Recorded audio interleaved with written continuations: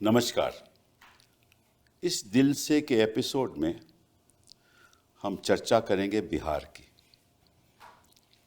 सभी को मालूम है कि हाल ही में बिहार में चुनाव हुए, असेंबली के चुनाव हुए और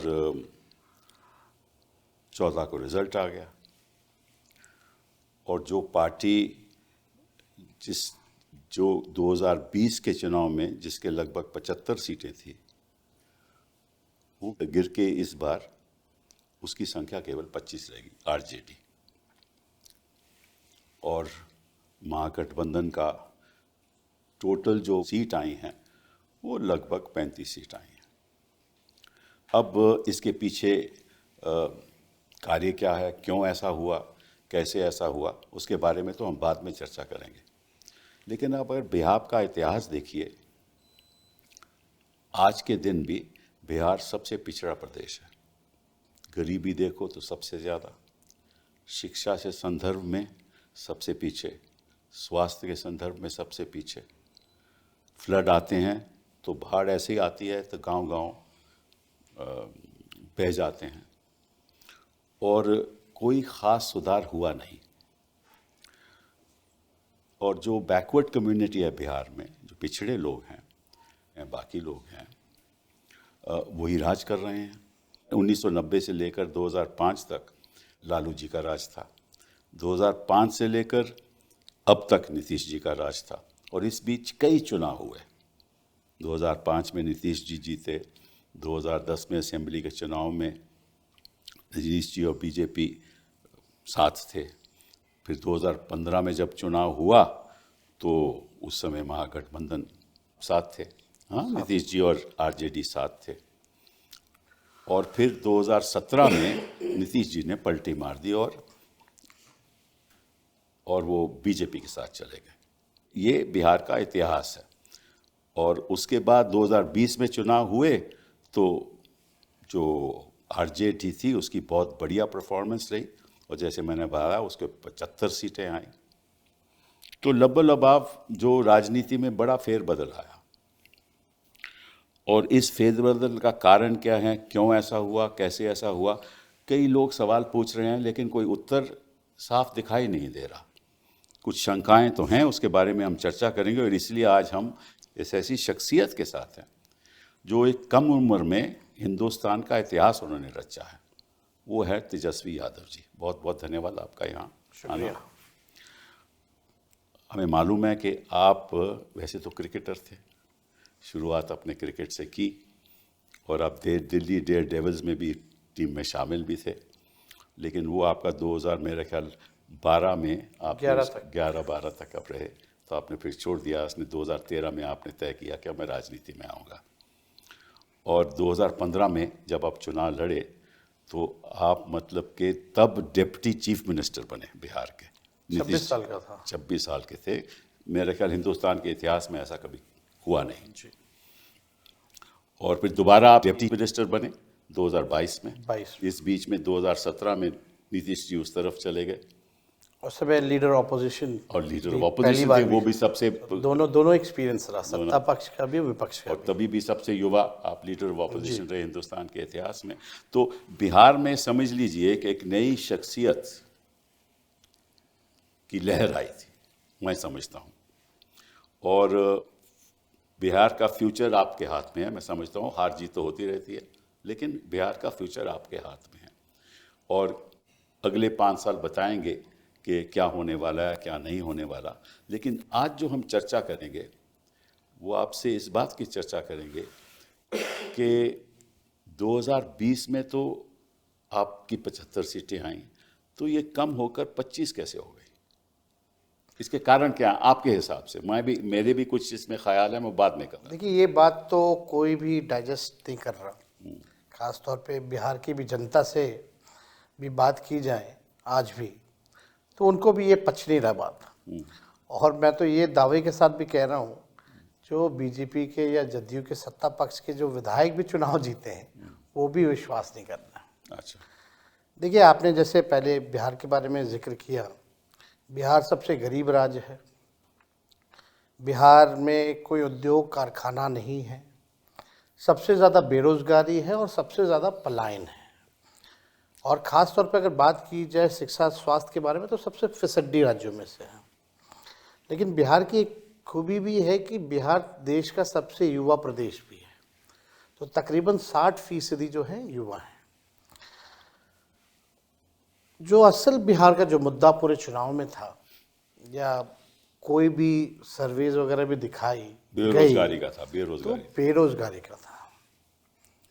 और पेपर लीक हो, बेरोजगारी हो, करप्शन हो, क्वालिटी ऑफ एजुकेशन की बात हो, शिक्षा की बात हो, पलायन की बात हो। बिहार में 3 कारणों से लोग बाहर जाते हैं: पढ़ाई, दवाई और कमाई। जी हाँ। ये 3 कारण हैं, मुख्य कारण हैं। लेकिन 20 साल नीतीश कुमार जी ने रूल किया और 11-12 साल नरेंद्र मोदी जी प्रधानमंत्री, डबल इंजन की सरकार, जी हाँ, एक शुगर मिल चालू नहीं करा पाए। ठीक बात है। और कभी भी इन लोगों के ज़ुबान से बेरोजगारी, रोजगार या सकारात्मक बात, पॉजिटिव बातें बिहार के बारे में कभी भी इन्होंने नहीं कहा। अभी भी प्रधानमंत्री आए तो कट्टे और किसकी किसकी बातें उन्होंने की। लेकिन 2020 में सबसे पहले हमने ये घोषणा की थी कि अगर हम मुख्यमंत्री बनते हैं तो पहले कैबिनेट मीटिंग में पहला कलम अगर मेरा चलेगा तो 10 लाख नौजवानों को सरकारी नौकरी देंगे। लोगों ने बढ़ चढ़ करके जो है हम लोगों को सपोर्ट किया और केवल डिफरेंस जो था 20 में वो 12,000 वोटों का था, हमारे अलायंस में और उनके अलायंस में। और सीटों की तुलना कीजिए तो 12-14 सीटों का फर्क, जी हाँ, 12,000 जी हाँ, जी हाँ। बड़ा। तो बिलो 1000 वोट्स जो है हम कई सीटें जो हैं हारे हैं। और लेकिन जब हम 22 में दोबारा बने, आपका परसेंटेज 23% था उस समय भी। उस समय भी 4%। हाईएस्ट हाँ, सबसे ज़्यादा हाईएस्ट 23% हम ही का लोगों था, का उस था। समय भी हाईएस्ट था।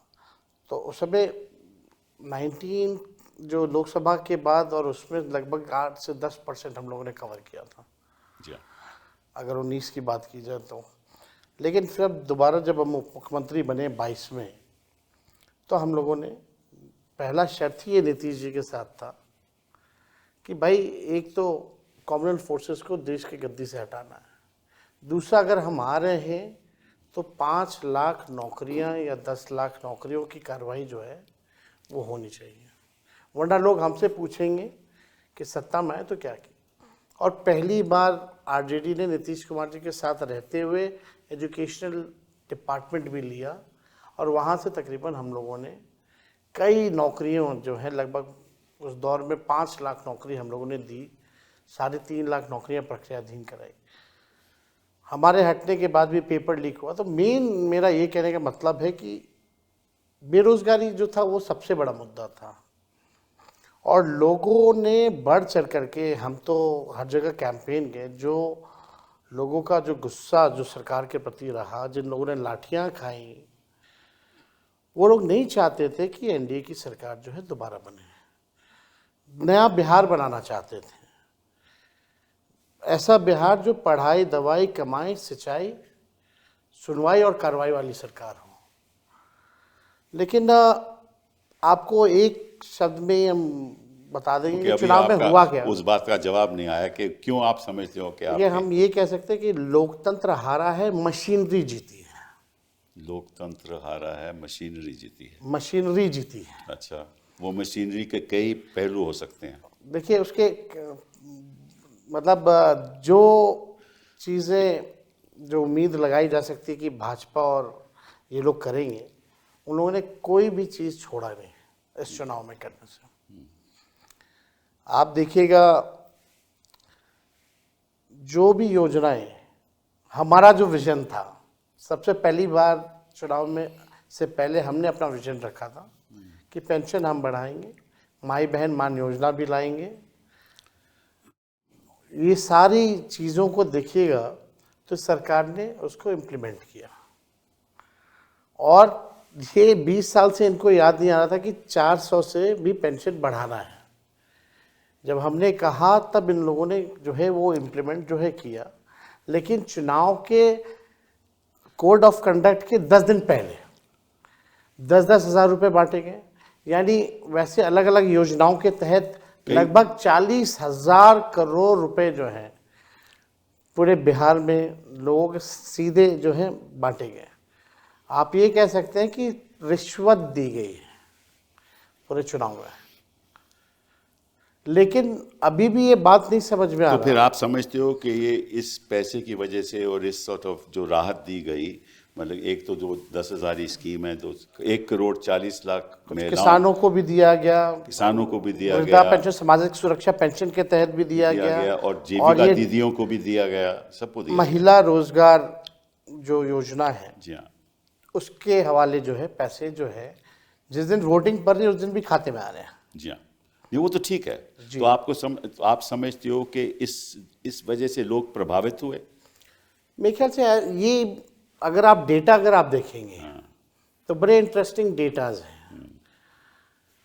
हमारा वोट बढ़ा है, मतलब हमें थोड़ा सा, हमारा 23% आपका परसेंटेज वही रहा है, थोड़ा सा बड़ा भी है। लगभग 32 लाख वोट हमारा बढ़ा है जी हाँ, पिछले चुनाव के मुकाबले। जी हाँ, जी हाँ, तो बढ़ा है तो मतलब हमको औरों का भी वोट मिला है, सबका वोट मिला जी है। हाँ, जी हाँ। यानी अगर पूरी गठबंधन की बात की जाए तो 1,90,00,000 वोट हम लोगों को जो है मिले हैं। जी हाँ, अब ये बात ये समझ में आ रहा है कि भाई डेटा अगर आप देखें तो बैलेट में जो पोस्टल बैलेट जो वोटिंग वो होती है, उसके बाद में अभी चर्चा करेंगे। जी। बट वोट आपका बढ़ा है, इसमें कोई शक नहीं, वोट बढ़ा है एकदम। इसमें शक नहीं। आपका परसेंटेज भी 23% रहा है, और बीजेपी का लगभग मेरा ख्याल 20% है, और नीतीश बाबू का थोड़ा 18% जी है।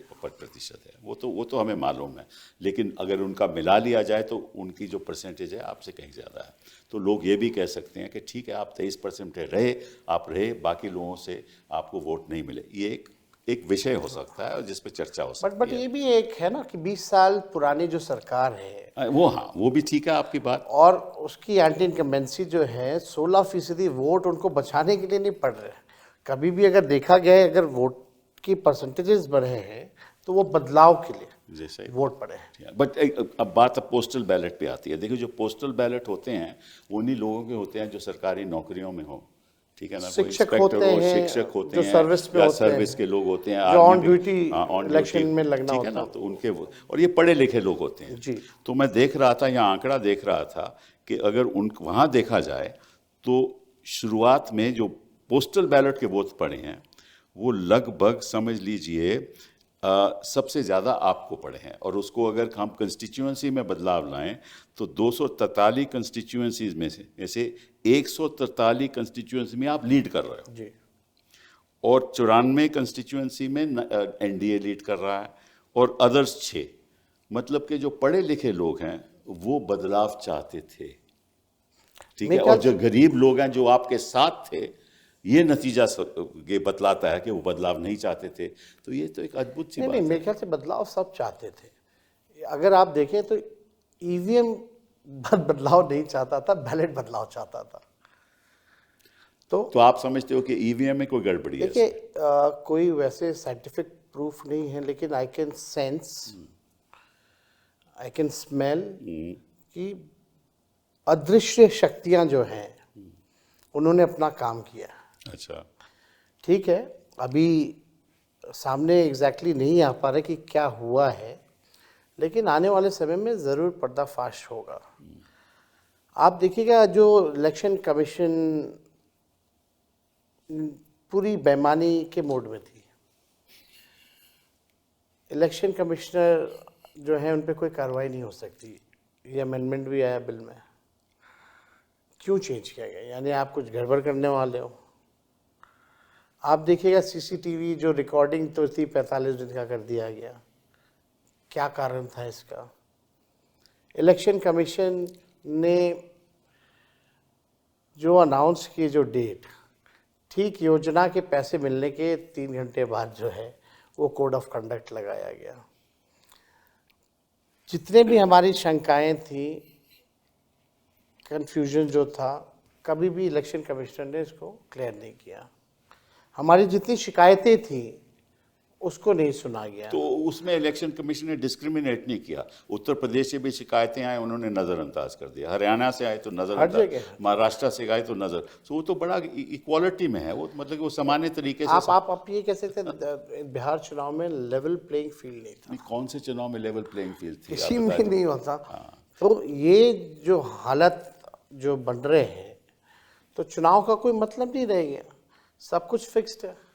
चलिए, आपको मैं एक आंकड़ा जो मेरे पास है वो आपको बताता हूँ, आपकी राय भी चाहता हूँ मैं, कि अगर जब असेंबली का इलेक्शन होता है, उससे पहले पार्लियामेंट में होता है, फिर असेंबली का इलेक्शन हुआ, तो उसमें जो वोटों का अंतर होता है, हाँ, वो लगभग 3 से 6% तक बढ़ता है जी। और ये मैं आपको उदाहरण दे रहा हूँ, जैसे कि हरियाणा में हुआ 24 में पार्लियामेंट का इलेक्शन हुआ और फिर असेंबली का जब इलेक्शन हुआ तो जो वेट परसेंटेज जो बढ़ा वो केवल 6.2%, और झारखंड में भी वोट बढ़ा 3.5%, और महाराष्ट्र में बढ़ा 12.2%, और बिहार में पड़ा 15.6%। मतलब कि 6 महीने के अंदर 15.6% की बढ़ोतरी हुई पॉपुलेशन में। पॉपुलेशन, ये कैसे हो सकता है? ये इसका मतलब ये हुआ कि किसी तरीके से वोटों की संख्या बढ़ाई गई। आपको हम ये बताना चाहेंगे, पहले वोट पड़ते थे बैलेट से भी, जी हाँ। तो शाम तक बता देते थे इलेक्शन कमीशन कि इतने परसेंटेज वोटिंग पड़ी है, इतने महिलाओं ने दिए, इतने पुरुषों ने दिए। इस बार तो महिला पुरुष का बताया ही नहीं, और उस दिन नहीं 2 दिन तक तो इन लोगों ने वोटिंग ही परसेंटेजेस नहीं बताया कि कितने वोट पड़े हैं एक्चुअली में। मेरे को प्रेस कॉन्फ्रेंस करना पड़ा, फिर भी बेशर्मी इतनी कि जो दूसरा फेज का चुनाव खत्म हुआ उसके साथ इन लोगों ने इकट्ठे दिया। तो ये छुपाने वाली बात मेरे को पची नहीं।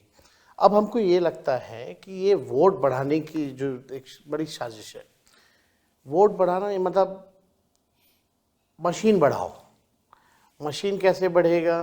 तो बूथ की संख्या बढ़ा दो। तो ये पूरा खेल जो है बूथों को बढ़ाया गया। बूथ बढ़ेंगे तो स्वाभाविक रूप से मशीनें बढ़ेंगी, मशीनें बढ़ेंगी तो इनकी जो अभी तो हम कोई ऐसा एविडेंस नहीं ला सकते, but I can sense it कि कुछ गड़बड़ है, कि कुछ ना कुछ ये लोग करते हैं। अगर आप एक बूथ पे भी अगर 20 वोट मैनेज कर लो तो उसकी बड़ी संख्या हो जाती है। और इस बार हम लोगों ने कई सीटें जो हैं बहुत कम कम मार्जिन से भी हम लोग हारे हैं। तो लेकिन जो नतीजा जो आया 200 से भी ऊपर सीटें एनडीए को आ रही हैं, ये कोई भी या महाराष्ट्र का हो, इसको कोई बाय नहीं कर सकता। सर्वेज भी होते हैं, सैंपल्स भी आते हैं, तो आप देखिएगा जितना बड़ा आपका जो वोट पड़े हैं आपके इस बैलेट में, उतने कितनी बड़ी एजेंसी हो उससे ज़्यादा तो यही तो मैं कह रहा हूँ, जो पोस्टल बैलेट से जो वोट हैं वो 1,77,000 लगभग, और जो सर्वे होता है लगभग वो 40,000 45,000 मैक्सिमम का सर्वे होता है। तो अगर सर्वे कहता था, सर्वे भी ये नहीं कह रहे थे कि इनकी 202 सीटें आएंगी 243 में, ये सर्वे भी नहीं ये कह रहा था। लेकिन अगर आपका सैंपल पोस्टल बैलेट पर 1,77,000 है, जो सर्वे जो करते हैं उनसे कहीं ज़्यादा है, तो नतीजे हैं वो उस तरीके से आए क्यों नहीं। और इस पे बारे में जो हम चर्चा कर रहे हैं, आपको बड़ी शंकाएं हैं कि किसी तरीके से ये मैनेज हुआ है। मतलब आप अगर बिहार देखें तो एक बड़ा प्रदेश है, सीमांचल का इलाका है, मगध का इलाका है, चंपारण का इलाका है, पूर्वांचल इलाका है, कोसी का इलाका है, तो वहाँ तो हर जगह एक ही पैटर्न से सीमांचल तो ओवैसी साहब ने आपको बोला, तो देखिए वो वहाँ भी अभी काफ़ी चीज़ें जो हैं डेटा आएगा उस हिसाब से हम लोग बात करेंगे। लेकिन वो भी पोजीशन वहाँ बहुत बढ़िया था हम लोगों का, जो ग्राउंड जो रियलिटी थी, बहुत सब लोग एक पक्ष में जो है। पिछली बार तो आप लोगों को बहुत सीटें आई थी उस तरफ से, वहाँ से नहीं, वहाँ से भी हमेशा आता रहा। खैर जो भी बातें हैं, सीट तो हम कह सकते हैं कि ये पूरा चुनाव जो है बड़ी बेईमानी हुई है, और जैसे हमने पहले भी कहा कि मशीनरी की जीत हुई है। तो मशीनरी बिहार में जब चुनाव तो इकलौता राज्य होता है। मैं आपको एक उदाहरण देना चाहता हूँ, जो मैंने खुद एक प्रेस कॉन्फ्रेंस की थी और शायद आपने देखी भी हो कि हरियाणा से कुछ स्पेशल ट्रेन चली थी। स्पेशल। तो जो सवाल उठाए गए कि भाई आप स्पेशल ट्रेन क्यों चला रहे हो, क्योंकि सीधे वो बिहार जा रही थी, हरियाणा से बिहार जा रही थी। तो चुनाव आयोग ने ये बताया और रेलवे मिनिस्ट्री ने बताया, और जब हमने सवाल उठाया कि भाई ये ऐसा है कि ये सडन अनशेड्यूल्ड जब रश हो जाता है तो फिर हम अनशेड्यूल्ड ट्रेन चलाते हैं ताकि लोगों को तकलीफ ना हो। तो जो चुनाव जो था, आपको मालूम है कि 6 तारीख का चुनाव था और छठ पूजा 28 को ख़त्म हो गई थी, अक्टूबर को, ठीक है ना। और इन्होंने कहा कि छठ की वजह से, फिर हमने सवाल उठाया कि भाई छठ तो 28 को ख़त्म हो गई, लेकिन ट्रेन तो 3 तारीख को चली, 3 नवंबर को चली। Exactly. और उसमें जो वीडियो दिखाया गया उसमें लोगों ने ये कहा कि सैनी साहब ने हमें हरियाणा से भेजा है बीजेपी को वोट करने के लिए, और वो वीडियो हैं, चुनाव आयोग के पास वो वीडियो हैं, हमने उसको पब्लिकली डिस्प्ले किया। और ऐसी ट्रेन 4 चली, हर ट्रेन में 1500 लोग थे, मतलब कि 6000 लोग हरियाणा से बिहार जा रहे हैं। और खर्चा सरकार बीजेपी कर रही थी, ये भी उन्होंने कहा कि बीजेपी खर्चा कर रही है, हमें पैसा उन्होंने दिया है और हम वोट बीजेपी को करने जा रहे हैं। ये चुनाव आयोग के सामने प्रूफ था। ना रेलवे मिनिस्ट्री ने कुछ उसके बाद कहा, ना चुनाव आयोग। अगर एक ही जगह से ऐसी ट्रेन चली हो तो मालूम नहीं कितनी जगह से कितनी ट्रेन चली। छठ पे रेलवे मिनिस्टर ने घोषणा की थी कि 12,000 स्पेशल ट्रेनें चलाई हैं। अब पता नहीं डेटा कहाँ से लाते, 14,000 तो ट्रेन ही है पूरे देश में। अच्छा। और 12,000 जो है उन्होंने घोषणा की थी छठ में स्पेशल जो है वो ट्रेनें चलेंगी, और चली नहीं। लोग जो हैं टॉयलेट में ठूस ठूस करके आए, वो भी वीडियो है। अच्छा। और ये ठीक चुनाव से पहले ये ट्रेन जो है, जैसे आपने कहा, वो एकदम सत्य बात है। और केवल एक शहरों से ही नहीं, यही तो ना, कहीं से भी, बॉम्बे से, साउथ से, आपका कई जगहों से, नॉर्थ ईस्ट से, जहाँ भी बीजेपी की सरकार रही है वहाँ वहाँ ये काम जो है किया गया।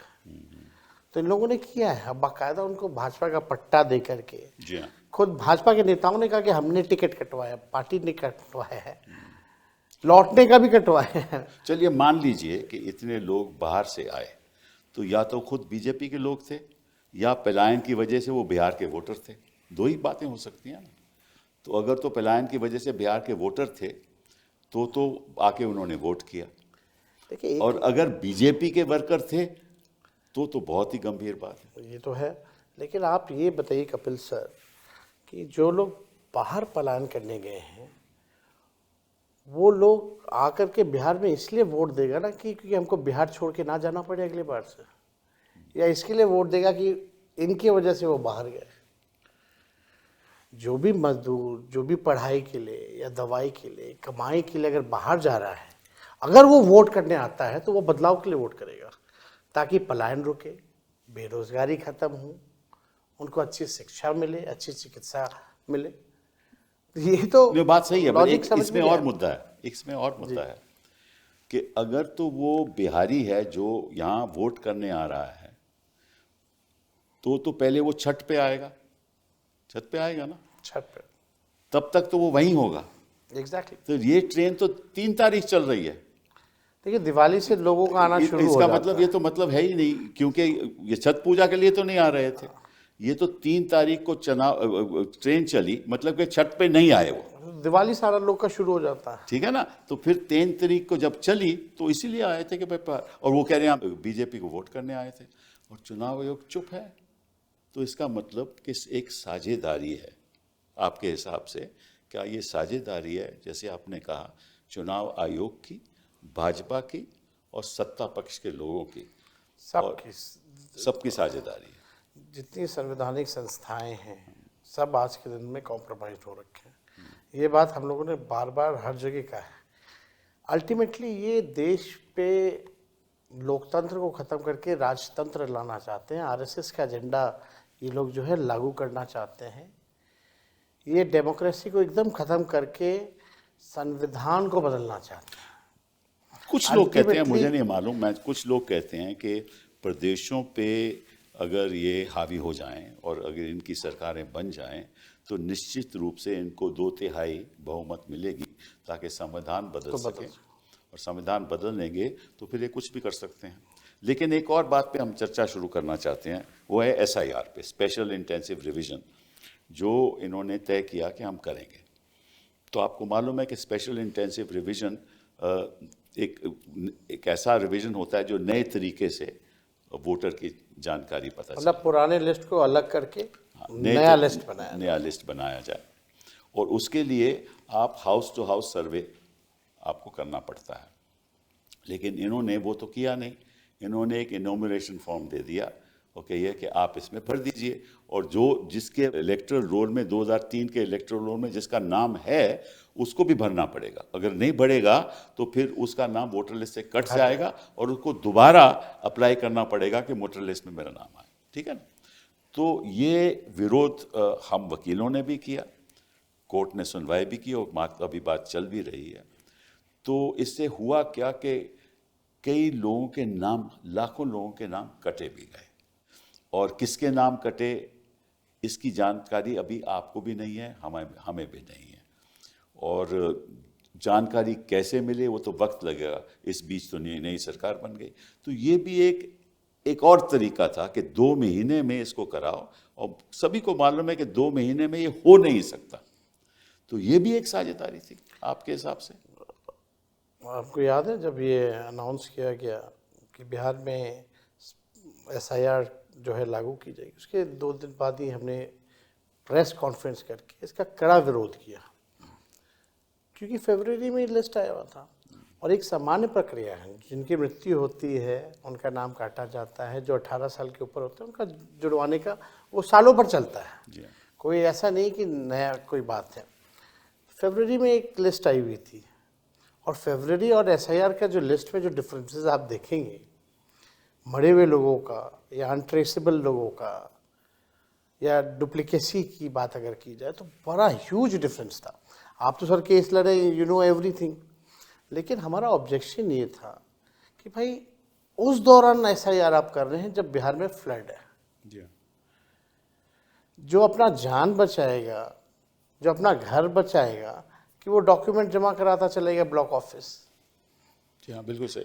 तो सवाल तो एक तो टाइमिंग को लेके था, अगर आपको कराना था तो आप लोकसभा के बाद ही ये प्रक्रिया चालू कर देते हैं।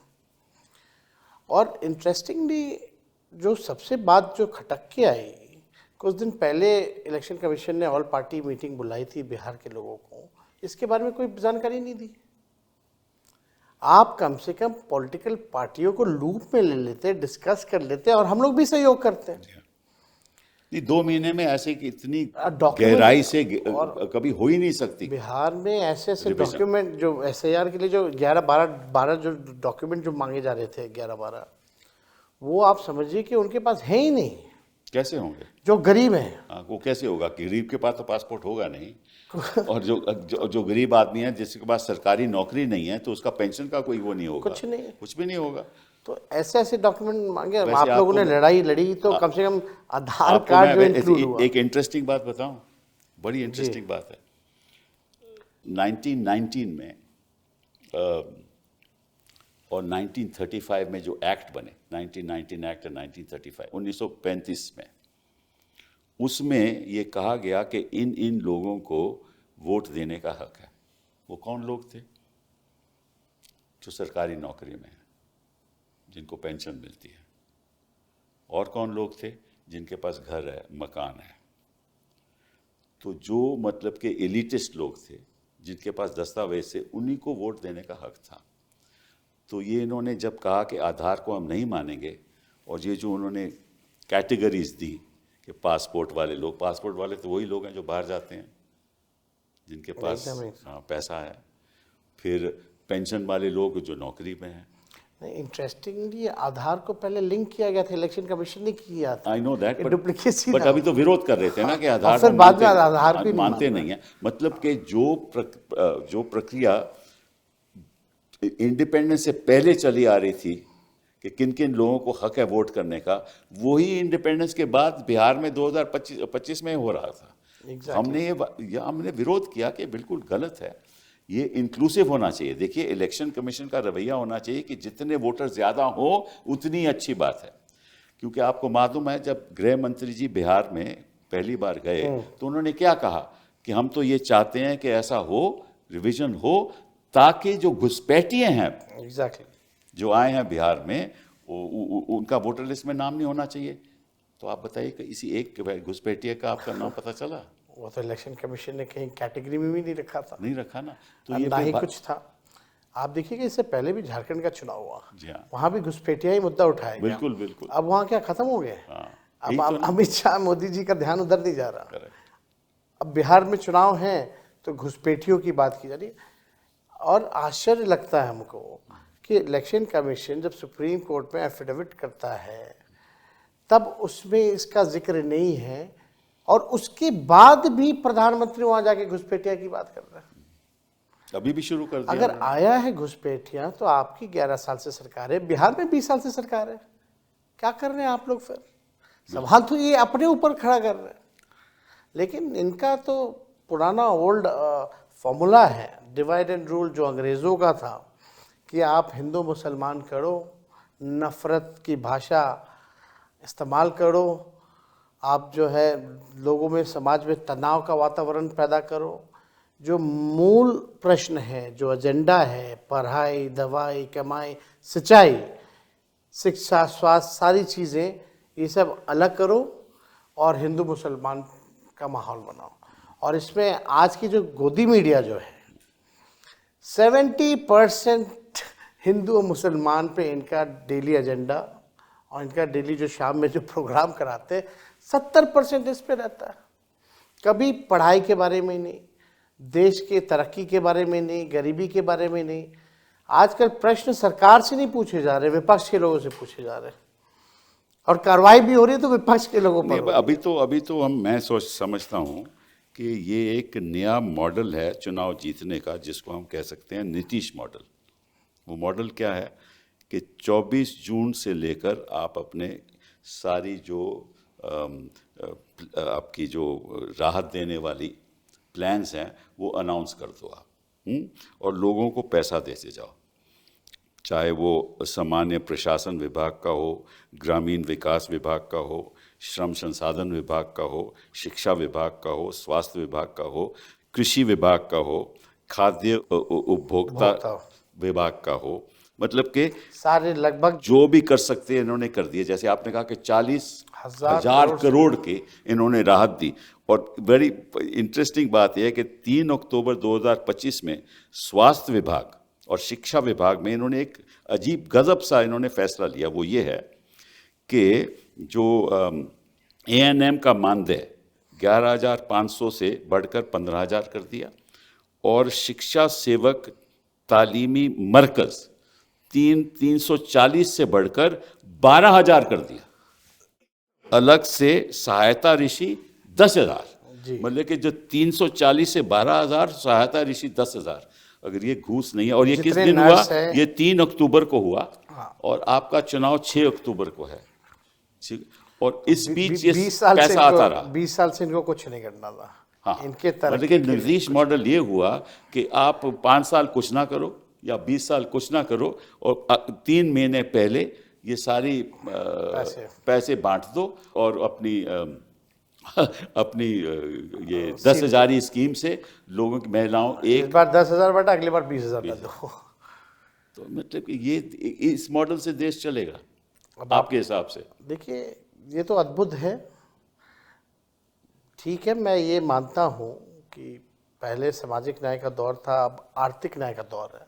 तो आर्थिक न्याय का दौर में आप नौकरी की व्यवस्था करिए, आप कारखाने लगाइए, उद्योग लगाइए, शुगर मिल चालू कराइए, पेपर मिल, जूट उसके मिल लिए तो चालू पैसा कराइए। नहीं है ना, उसके लिए तो पैसा ही नहीं है। वो करना ही नहीं है इनको। ये वो तो कहते थे कि भाई अगर ऐसा करेंगे तो फिर लोग बाहर से जाकर कमाई कैसे लेंगे। पहली बार प्रधानमंत्री गए थे मोतिहारी, तो बोले यहाँ चीनी का मिल हम चालू कराएंगे और उसी चीनी का चाय पियेंगे। 11 साल हो गया, पता नहीं। अगर प्रधानमंत्री अपने पुराने भाषणों को देखे तो उनको शर्म आना चाहिए बिहार आने में, जो बातें उन्होंने की है। तो अब पूरा सिस्टम आप देखिएगा, कोई जैसे पहले भी हमने कहा कि पूरे देश में ही अब ऑपोजिशन के लिए जो लेवल प्लेइंग फील्ड नहीं रह गया। इलेक्शन कमीशन उनके साथ है, मीडिया उनके साथ है, पूंजीपति उनके साथ है, सारी कॉन्स्टिट्यूशनल इंस्टीट्यूशंस उनके साथ हैं, जितने अधिकारी जो हैं। अब इसका यही मतलब है ना कि भाई आपने 10,000 आपने एक रिश्वत के तौर पे दिया वोट लेने के लिए, अब 5 साल ये भ्रष्ट अधिकारी और नेता जो भ्रष्ट हैं वो अब रिश्वत लेंगे। सही बात है। यही होना है भ्रष्टाचार। आप सीएजी की रिपोर्ट में आप देखिए 71,000 करोड़ का कोई हिसाब किताब नहीं है, इस पे कोई चर्चा नहीं हो रही है। कितने बार हमने सदन तो ये है में, कि चुनाव जीतना मीडिया में इस बातों को हम लोगों ने उठाया। मीडिया कुछ जो नहीं सृजन घोटाला हुआ, ऐसा घोटाला पूरे देश में नहीं हुआ है। बड़ा इंटरेस्टिंग है, सरकार का खजाना सरकार के पास ही रहता है, सरकार के खाते में रहता है। ये सरकार का पैसा एक एनजीओ जो नकली बैंक बना करके रह रही थी उसके खाते में था। अच्छा। और जब सरकार को जरूरत पड़ती थी तो उससे ये लोग लेकर के पैसा वो करते थे, लेकिन उस घोटाले का भी कुछ नहीं हुआ अभी तक। नहीं, वो तो घोटाले का तो, क्योंकि ऐसा है ना कि भाई जो इनके पक्ष में है उनके तो कार्रवाई तो होगी नहीं। लेकिन मैं एक बात सोच रहा था कि जो उत्तर प्रदेश के चुनाव में 2027 में है ना, हाँ, है ना, 2027 में, अभी टाइम है, वो अभी तो 2025 पहले बंगाल का फिर ठीक है ना।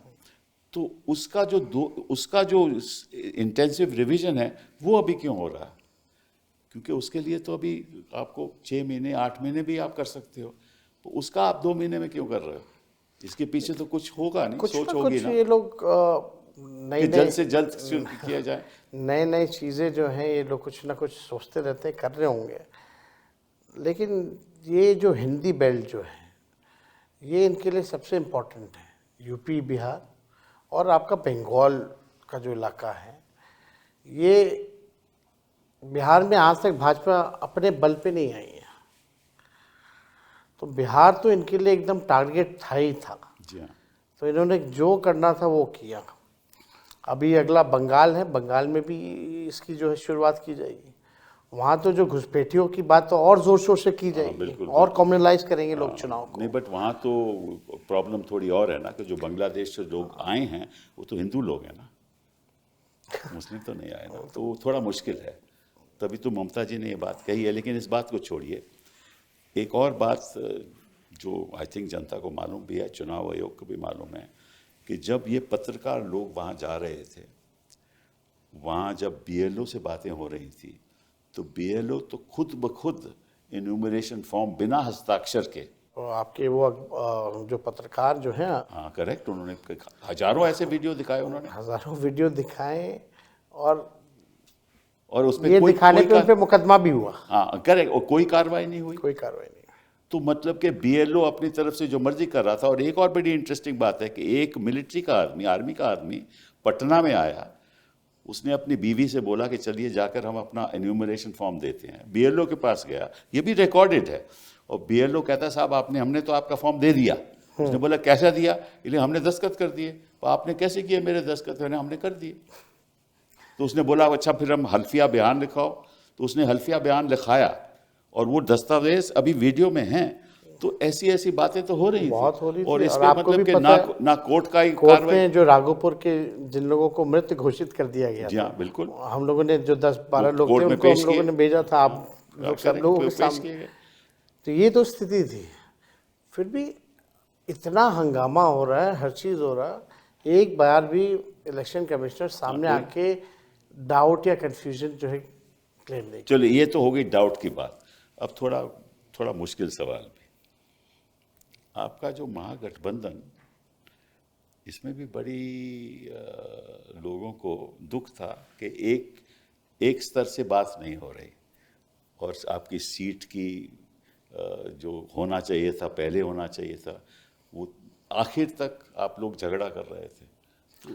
तो क्या प्रॉब्लम क्या थी? देखिए क्योंकि झगड़ा, इससे भी बड़ा अच्छा मैसेज नहीं गया। देखिए मेरा साफ मानना ये रहता है, विनेबिलिटी देखनी होती है। विनेबिलिटी को ही देखते हुए आप डिसीजन लीजिए। अगर आप एक जगह मजबूत हैं, आप वहाँ लड़िए। हम जहाँ मजबूत होंगे हम लड़ेंगे। लेकिन हर पार्टियां चाहती हैं कि भाई ज़्यादा से ज़्यादा सीटें जो हैं वो लोग लड़ें, और ये पॉसिबल नहीं हो पाता। और जो महागठबंधन जो बिहार में बेसिकली आप देखें तो वहाँ 6-7 पार्टियां थी, जी हाँ। नंबर भी ह्यूज थे, वो भी टाइम टेकिंग प्रोसेस था। 3-4 पार्टी यहाँ चाहती थी भाई एक सीट पे, आपको उनका भी शुरुआत इंटरेस्ट पहले था। कर देनी चाहिए थी, क्योंकि नहीं, आखिर तक क्यों छोड़ा आप हम लोगों लोगों ने बाकायदा हर चीज़ की शुरुआत की थी, लेकिन कुछ जो सीटें जो 8-10 जो सीटें थी वो फ्रेंडली फाइट में भी थोड़ी वो प्रॉब्लम आ गई। फ्रेंडली फाइट हम लोग जो है वो हम लोग लड़े। हालांकि ये तो हर दूसरी तरफ एनडीए में भी बहुत ही इसकी खिचपिच हुई। उनके लीडर्स ने तो खुल करके ट्वीट भी किया कि हम संतुष्ट नहीं हैं, हमारे साथ नाइंसाफ़ी हुई है, ये भी क्या, लेकिन लोग साथ में थे। फिर अल्टीमेटली ये इतना बड़ा मुद्दा नहीं है। मुद्दा फिर भी ये है कि अगर हम बैलेट में 143 सीट जीत रहे हैं तो मशीन में जाकर के वो ट्रेंड कैसे चेंज हो जाना, उल्टा ऑपोजिट कैसे हो जाना है। मतलब पढ़े लिखे लोग आपको वोट दे रहे हैं तो गरीब लोग आपसे मतलब कि नाराज हैं, यही हुआ ना? सबसे ज़्यादा सरकार में तो गरीब परेशान है, जी हाँ। लाचार है। शराबबंदी के नाम पे आपको हम बताना चाहते हैं, इंटरेस्टिंग डेटा है, 9 लाख जो है मुकदमे हुए हैं, 9 लाख में से लगभग 14 लाख लोग जेल में हैं, और 99% शेड्यूल्ड कास्ट ईबीसी कम्युनिटी के लोग हैं। जी हाँ, करेक्ट, ये बात सही है आप। तो इतने लोग परेशान हैं। आप अगर 14 लाख लोग जेल में हैं तो इक्वल अगर 5 से गुना कीजिए, अगर इस कम्युनिटी के लोग भी जो भोगी रहा है इनका, वो भी जाकर इनको कैसे वोट देगा। चलो दूसरा मुश्किल सवाल वो ये है, ये कहते हैं कि साहब ऐसा है कि जब प्रचार हो रहा था तो लोग कह रहे थे कि हम वो वापस जंगल राज नहीं लाना चाहते, ये कह रहे थे लोग। हाँ, मतलब कि वो देखिए, वो तो शुरू से कभी भी केवल जंगल राज मतलब कि और परिवारवाद।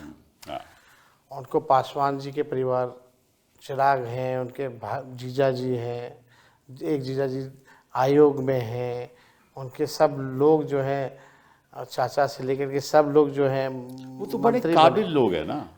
वो तो मांझी जी के परिवार। इंटरेस्टिंगली आपको हम बता देते हैं, अभी ओथ हुआ बिहार में मंत्रियों का, जो ना एमएलसी है ना एमएलए है, वो ओथ ले रहा है। भाई वो कौन है? तो उपेंद्र कुशवाहा जी का बेटा है। अच्छा। पत्नी एमएलए है, बेटा चुनाव लड़ा नहीं, ना एमएलसी है, फिर भी मंत्री बनाया गया। तो अगर आप देखेंगे तो 60-70% मंत्रिमंडल जो उनका परिवारवादी है। और जितने लोग जीत करके आए हैं, भाजपा ने जो टिकट डिस्ट्रीब्यूशन की है केवल परिवार के लोगों को की है। और आप लीडर उभर के आए हैं और आप पे ऊपर आरोप परिवारवाद का। मेरे अलावा तो और कोई परिवार का कोई लोग व्यक्ति चुनाव नहीं लड़ा इस बार। जी हाँ। केवल हम ही लड़े। खैर वो भी बात नहीं है, लेकिन आप देखिएगा, जंगल राज की बात करते हैं तो there has to be some base, है ना। अगर हम डिबेट करें तो आप आंकड़ों से डिबेट कर सकते हैं, इफ़ यू हैव डेटा। तो एनसीआरबी के जो डेटा कहते हैं कि 2005 से लगातार जो है क्राइम बढ़े, 70,000 तो 20 सालों में हत्याएं हुई हैं। नहीं, अगर जंगल राज था, चलिए मान भी दीजिए जंगल राज था, तो 2020 में आपको 75 सीटें कैसे मिली? हमेशा सिंगल लार्जेस्ट पार्टी रहा। ठीक है ना, तो अगर तब भी तो जंगल राज था, ऐसा तो नहीं कि 2025 में ही जंगल राज रहा, 2020 में भी था देन, फिर आपको 75 सीटें कैसे मिली? ये देखिए, जनता ये बाय नहीं करती है, ये जंगल राज ये वो, ये बेकार की बात है। हम भी सरकार में थे ना, हम भी मुख्यमंत्री बने, कौन सा ऐसा माहौल खराब हो गया कि महिलाएं घर से नहीं निकलती थी? सही बात है। हम भी राज्य के तो 5 पार्टफोलियो था मेरे पास। तो आप पास। ठीक ठाक थे, उनके साथ आप सरकार चला रहे थे, डिप्टी चीफ मिनिस्टर थे, कोई जब मेरे पे केस मुकदमा था तो नीतीश जी ने कहा कि इस पे फर्जी केस है। करेक्ट, बट 2017 में आपका लैंड फॉर जॉब्स आपके खिलाफ हो गया, जब उन्होंने पलटी मार दी। बिहार में पलटी बोलते हैं, इसलिए मैं कोई ऐसी बात नहीं कर रहा, तो बिहारी अल्फाज इस्तेमाल कर रहा हूँ। उन्होंने जब पलटी मारी तो तुरंत आपके खिलाफ केस हो गया, लैंड फॉर जॉब्स। फिर कोई उसके बाद कुछ नहीं हुआ। एक बार दोबारा जब हुआ तो फिर वही केस पे कोर्ट कहने लगा कि आप आइए, आप हाजिरी भरिए, जब चुनाव था। ये तीनों केसेस इंक्वायर्ड होकर के क्लोज हो चुके हैं। फिर भी बार बार ये किया जा रहा है। देखिए ठीक है, तंग कर सकते हैं, और क्या, मशीनरी का मतलब कि दुरुपयोग कर सकते अदालतों हैं। का इस्तेमाल करो, पैसे का इस्तेमाल करो, हाँ, और मतलब कि ब्यूरोक्रेसी भी आप और अपने हिसाब ब्यूरोक्रेसी से का इस्तेमाल इस्तेमाल करो, करो, उन्हीं लोगों को मीडिया बैठाओ जो मीडिया का इस्तेमाल करो, उद्योगपतियों का इस्तेमाल करो, हाँ, और षड्यंत्र कुछ भी अपनाओ, क्योंकि लक्ष्य यह है कि चुनाव जीतना। इसमें बाबाओं का भी इस्तेमाल करो। जितने इनके जो लोग हैं वो भी नहीं छोड़ते ना ये। जी हाँ। खैर इनका अपना काम है, तानाशाही ठीक है, कुछ दिन और चलेगी, लेकिन ये हमेशा चलने वाला नहीं है। और हम जैसे नौजवानों को जो है खड़े रहना पड़ेगा। इनके डराने धमकाने से डरना नहीं होगा, इनके लालच देने पे हम लोगों को लालची नहीं बनना पड़ेगा, बल्कि हम लोगों की जिम्मेवारी है इस देश के लोकतंत्र और संविधान की रक्षा करने के लिए। ये कुछ भी करेंगे, हमारे नेता लालू जी ना झुके, ना ये पार्टी कभी बीजेपी के साथ कॉम्प्रोमाइज़ किया, ना तेजस्वी कभी कॉम्प्रोमाइज़ करेगा। हम लोग लड़ने वाले लोग हैं, जीतता वही है जो लड़ता है। ठीक है, समय हमारे साथ है, जनता अन्याय देख रही है, समय आएगा ये सब इनकी जो भावना है देश के संविधान को मिटाने की, एक तरफा राज करने की, इनका सपना ज़रूर टूटेगा। इसी बात से हम आपसे बड़ा शुक्रगुजार हैं कि आप हमारे शो पे आए। बहुत बहुत धन्यवाद। शुक्रिया। नमस्कार।